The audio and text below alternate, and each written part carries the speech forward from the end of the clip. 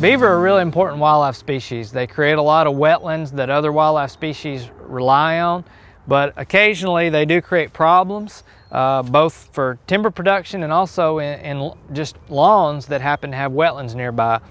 One of the big problems is girdling trees, where they actually can damage tree or kill the tree, fell it, and what they're after is the cambium. They eat the inner bark of the tree. So if you've got valuable trees that are susceptible to beaver damage, like softwooded species, cottonwoods, maples, poplars, etc., willows, you need to wrap those. You can wrap them with a wire mesh, and a beaver, when it's standing up, is going to be about up to your waist. So the wire needs to be about that tall, and keep it a couple inches off of the bark so that you don't yourself girdle that tree with the wire. But that'll be enough to protect those trees, and that's a simple fix for that problem. If you need to trap the beaver, if there's just too many trees, or if they're causing problems in your pond levee, then the best thing to do is call a nuisance wildlife control operator. You can find those on Oklahoma Department of Wildlife Conservation's website.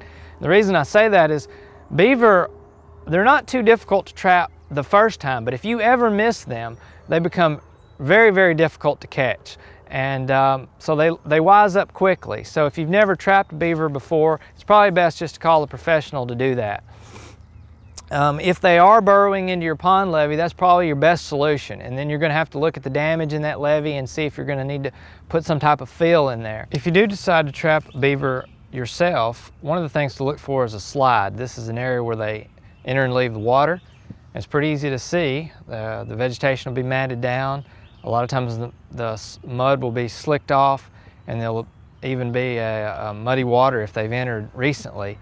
And you can also see tracks if the soil is soft enough. So that's a good place where you would set your traps. If they're clogging up a water pipe under a road or a water control structure on a pond or wetland, that's actually an easy fix. You're just going to build some type of structure around that water control structure or that inlet pipe that keeps the beaver from getting right at the inlet. Basically what you're going to do is create a fence, a barrier.